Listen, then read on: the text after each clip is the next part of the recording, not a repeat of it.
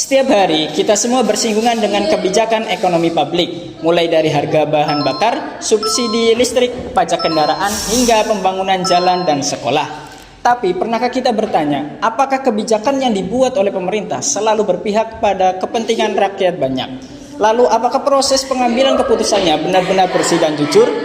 Nah, pertanyaan-pertanyaan seperti ini tidak selalu bisa dijawab oleh hukum semata.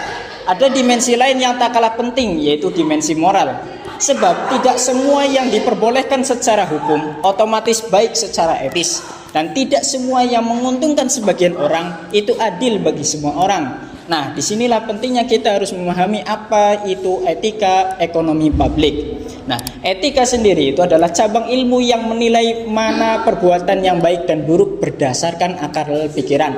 Lalu, ekonomi publik adalah ilmu tentang bagaimana negara mengelola sumber daya milik rakyat seperti pajak, retribusi, dan kekayaan alam untuk kepentingan bersama. Jadi, etika ekonomi publik adalah seperangkat prinsip moral yang menjadi landasan bagi pemerintah dalam membuat kebijakan ekonomi dan mengelola keuangan negara.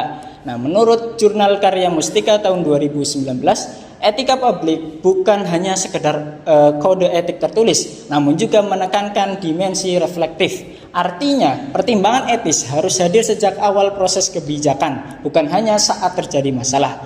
Intinya, etika ekonomi publik memastikan bahwa uang rakyat dikelola dengan hati nurani, bukan sekedar dengan kepentingan sesaat dan perhitungan untung rugi pribadi.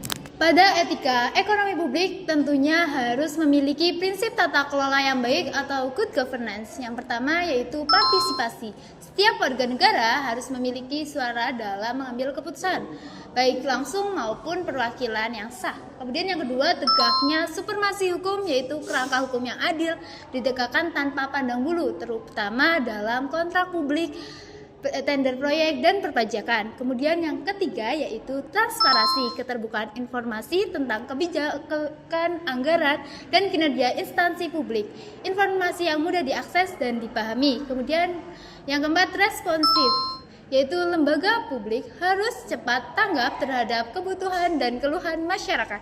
Kemudian yang kelima yaitu berorientasi pada konsensus, yang mana menjembatani perbedaan kepentingan demi mencapai kesepakatan terbaik untuk kepentingan umum. Kemudian yang keenam, keadilan dan inklusif, yaitu semua warga, terutama yang paling rentan, memiliki kesempatan yang sama untuk mendapatkan manfaat ekonomi publik. Kemudian yang ketujuh yaitu efektivitas dan efisiensi, yang mana sumber daya publik digunakan secara optimal untuk menghasilkan output sesuai target dan tidak adanya pemborosan. Kemudian yang kedelapan yaitu akuntabilitas. Setiap pengambilan keputusan publik harus bertanggung jawab kepada publik, lembaga pengawasan atas tindakannya. Kemudian yang terakhir yaitu visi yang strategis. Tata kelola ekonomi tidak hanya jangka pendek, tetapi memiliki perspektif yang berkelanjutan. Transparansi adalah keterbukaan dalam menyampaikan informasi kepada masyarakat atau pihak yang berkepentingan. Dengan adanya transparansi, informasi dapat diakses dengan jelas sehingga masyarakat mengetahui bagaimana suatu kebijakan atau kegiatan sedang dijalankan. Sementara itu, akuntabilitas adalah bentuk pertanggungjawaban atas setiap keputusan dan tindakan yang dilakukan. Pihak yang diberi wewenang harus mampu menjelaskan serta mempertanggungjawabkan hasil dari tugas yang telah dilaksanakan. Transparansi dan akuntabilitas merupakan dua prinsip yang saling berkaitan. Transparansi memungkinkan masyarakat memperoleh informasi yang jelas, sedangkan akuntabilitas memastikan bahwa setiap tindakan dapat dipertanggungjawabkan. Dalam konteks ekonomi publik, penerapan transparansi dan akuntabilitas dapat meningkatkan kepercayaan masyarakat terhadap pemerintah, serta mendorong pengelolaan sumber daya yang lebih efektif dan efisien. Pencegahan korupsi, kolusi, dan nepotisme atau KKN merupakan tindakan yang merugikan masyarakat karena dapat menghambat pembangunan, menurunkan kepercayaan publik, serta mengurangi efektivitas pelayanan pemerintah.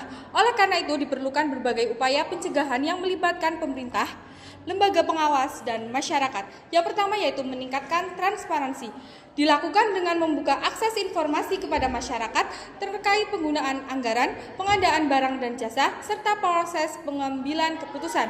Yang kedua, memperkuat akuntabilitas. Setiap instansi pemerintah harus mempertanggungjawabkan kinerjanya melalui laporan yang jelas dan dapat diakses oleh publik.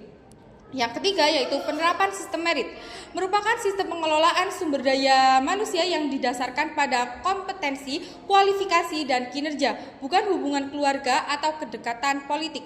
Yang keempat yaitu pendidikan anti korupsi. Pendidikan anti korupsi perlu ditanamkan sejak dini melalui sekolah, perguruan tinggi, maupun lingkungan masyarakat. Yang kelima yaitu penguatan pengawasan internal dan eksternal.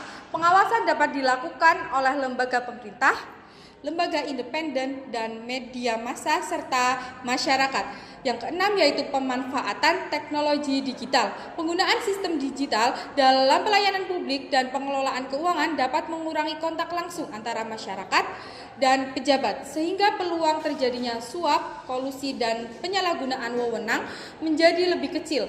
Jadi, pencegahan KKN memerlukan kombinasi antara transparansi, akuntabilitas, sistem merit, pendidikan anti korupsi, pengawasan yang kuat, dan pemanfaatan teknologi digital.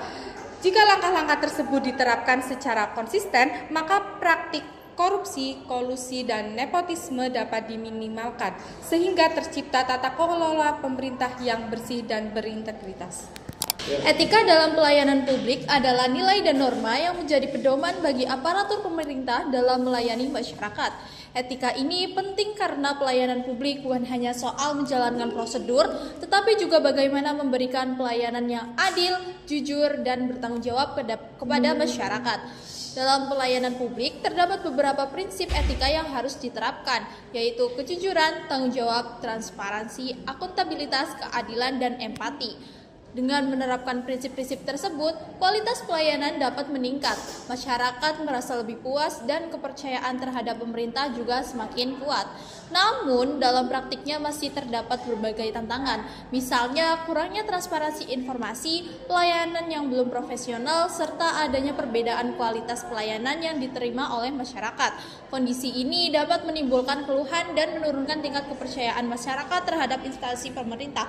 Di era digital seperti sekarang, etika pelayanan publik menjadi semakin penting. Pemanfaatan teknologi memang dapat membuat pelayanan lebih cepat, mudah, dan efisien.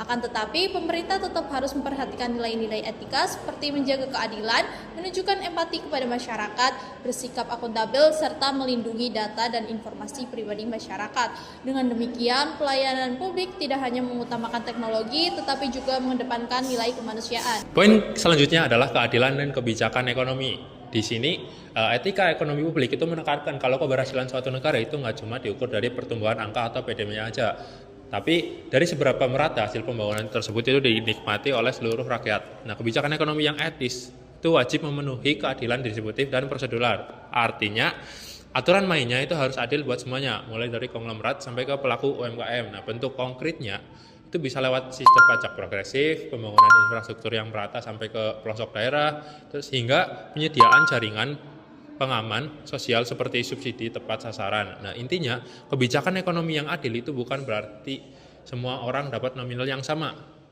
tapi bagaimana negara memastikan semua orang yang punya kesempatan yang sama untuk maju dan kelompok yang lemah itu mendapatkan perlindungan yang layak. Pengawasan pengelolaan keuangan publik adalah serangkaian proses pemantauan dan evaluasi untuk memastikan bahwa setiap dana publik seperti APBN dan APBD dikelola secara transparan, akuntabel, efektif, efisien, dan bebas dari penyimpangan. Pengawasan ini berfungsi sebagai sistem peringatan dini agar penggunaan anggaran tetap tepat sasaran. Di Indonesia sendiri, sistem pengawasan ini bergerak melalui dua lini utama. Pertama adalah pengawasan internal yang dilakukan oleh aparat pengawas intern pemerintah seperti BPKP dan Inspektorat untuk mengawal kebijakan dari dalam. Kedua adalah pengawasan eksternal yang dimandatkan kepada lembaga independen seperti BPK untuk mengaudit laporan keuangan serta DPR atau DPRD yang menjalankan fungsi pengawasan secara politik. Namun tantangan di era modern makin kompleks. Digitalisasi sistem audit dan integrasi data menjadi pekerjaan rumah yang harus segera dituntaskan agar penyimpangan bisa dicegah sejak dini. Pada akhirnya, pengawasan yang efektif tidak hanya bertumpu pada lembaga formal, tetapi juga membutuhkan kepedulian dari kita selaku masyarakat. Mari kita manfaatkan keterbukaan informasi untuk ikut mengawasi, karena keuangan publik yang sehat adalah fondasi utama menuju negara yang berdaulat dan sejahtera.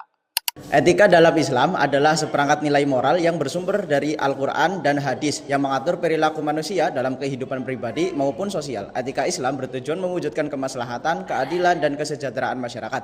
Menurut Luqman Hakim 2026, etika Islam menekankan nilai amanah, kejujuran, keadilan, dan kemaslahatan sebagai dasar dalam penyelenggaraan pemerintahan dan tata kelola publik.